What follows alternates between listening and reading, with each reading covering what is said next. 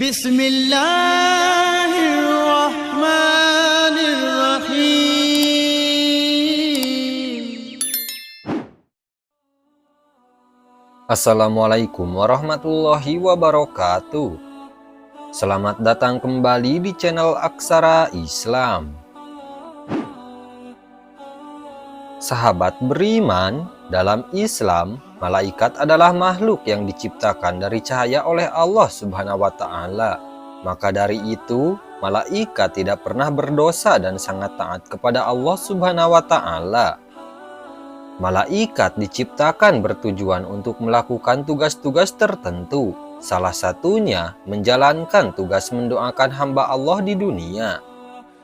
Sebagaimana malaikat adalah makhluk yang mulia, maka bila kita didoakan olehnya adalah sebuah hal yang beruntung, sebab doa dari malaikat jauh lebih mudah diijabah. Berikut ini ada 12 kriteria orang yang didoakan oleh malaikat setiap hari. 1. Orang yang tidur dalam keadaan berwudu. Berwudu merupakan kegiatan membersihkan atau menyucikan diri dari hadas dan kotoran. Jadi berwudu sebelum tidur sangatlah bermanfaat, yaitu dapat membuat tubuh menjadi lebih tenang dan nyaman. Bahkan berwudu sebelum tidur bisa dijaga oleh malaikat selama tidur, sekaligus didoakan yang baik. Dalam hadis riwayat Ibnu Hibban dan Abu Umar radhiyallahu an pun mengatakan, Rasulullah shallallahu alaihi wasallam bersabda, barang siapa tidur di malam hari dalam keadaan suci atau berwudu, maka malaikat akan mengikuti. Lalu ketika ia bangun, niscaya malaikat akan berucap, ya Allah, ampunilah hambamu si fulan, karena ia tidur di malam hari dalam keadaan selalu suci. 2. Orang yang sedang duduk menunggu waktu sholat. Malaikat akan senantiasa berdoa kepada hamba Allah jika orang itu suka menanti-nantikan atau menunggu waktu sholat tiba.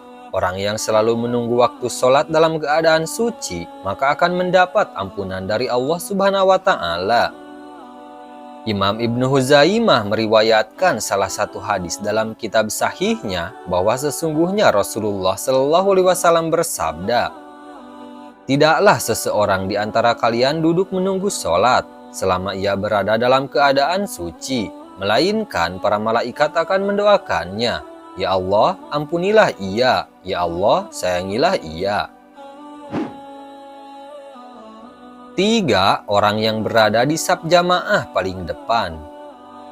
Khusus untuk para ikhwan atau pria yang datang ke masjid, lalu berwudu dan mengambil saf barisan jamaah yang pertama atau paling depan untuk sholat, maka ada keutamaan khusus yang akan didapatkannya. Nabi Shallallahu alaihi wasallam menunjukkan keutamaan saf pertama dalam sabdanya hadis berikut, sesungguhnya Allah dan para malaikatnya bersolawat kepada orang yang sholat di saf pertama. Hadis riwayat Abu Daud. Kemudian Rasulullah Shallallahu alaihi wasallam juga bersabda, sebaik-baik saf bagi laki-laki adalah yang paling depan, dan yang paling jelek adalah yang paling belakang. Sebaik-baik saf bagi wanita adalah yang paling belakang, dan yang paling jelek adalah yang paling depan. 4. Orang yang menyambung saf kosong.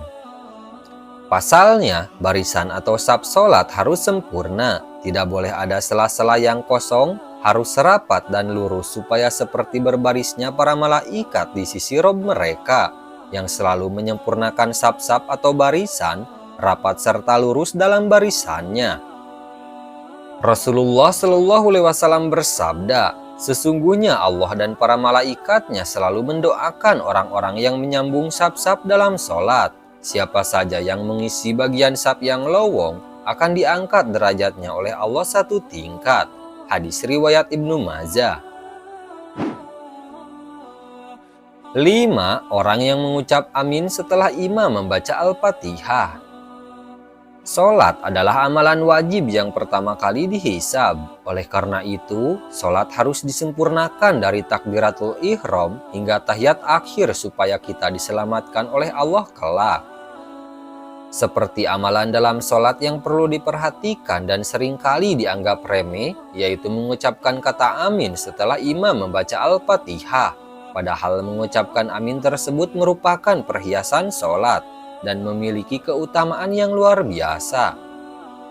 Yaitu, ucapan amin itu bersamaan dengan aminnya para malaikat, menjadikan dosa-dosa hamba diampuni serta menjadi penyebab terkabulnya doa. 6. Orang yang duduk di tempat sholatnya setelah melakukan sholat. Pasti senang jika didoakan yang baik oleh malaikat, apalagi disolawatkan.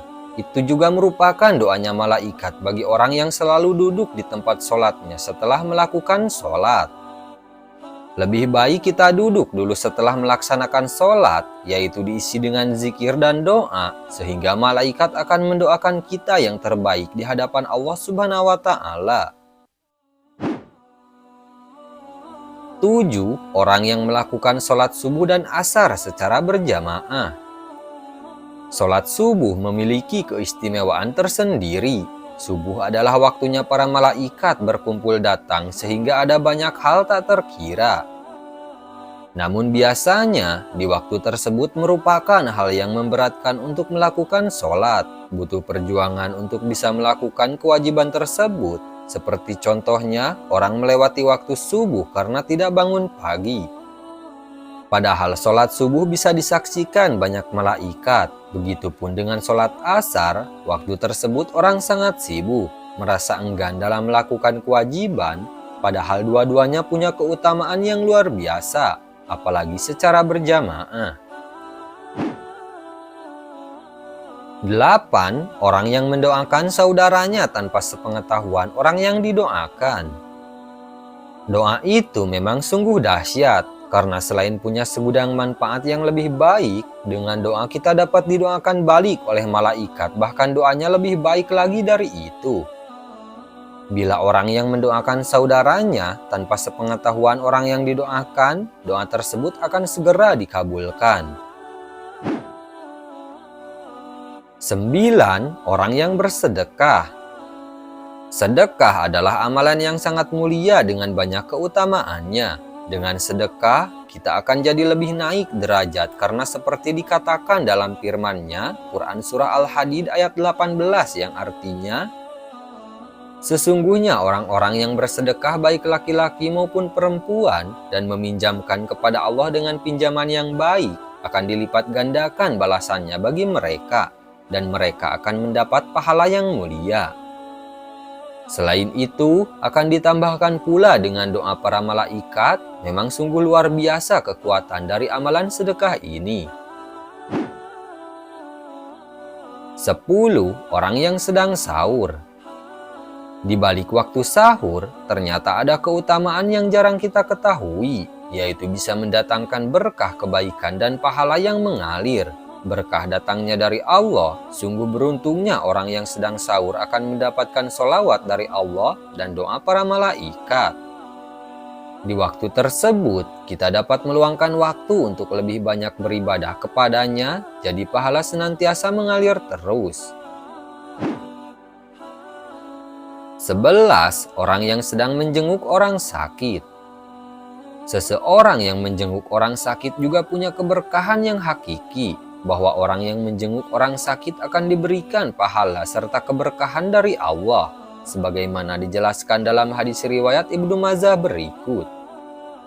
Barang siapa yang menjenguk orang sakit, maka malaikat dari langit memanggil, berbahagialah kamu dan sungguh baik langkahmu dan engkau menempati sebuah rumah di surga. Kesimpulannya, seseorang yang menjenguk orang sakit akan didoakan oleh para malaikat dan setiap langkahnya ketika menjenguk maupun setelah menjenguk terdapat keberkahan pahala yang berlimpah. 12. Orang yang mengajarkan kebaikan.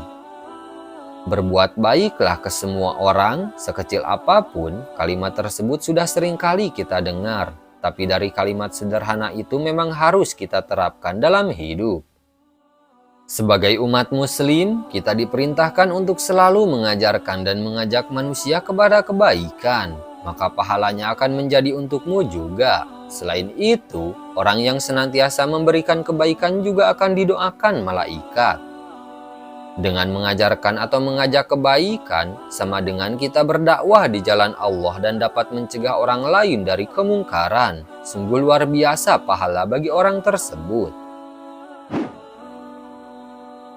Nah, itulah sahabat beriman, 12 orang yang mendapatkan doa dari malaikat setiap hari. Sekian dulu video dari kami. Jangan lupa dukung channel Aksara Islam dengan klik tombol subscribe.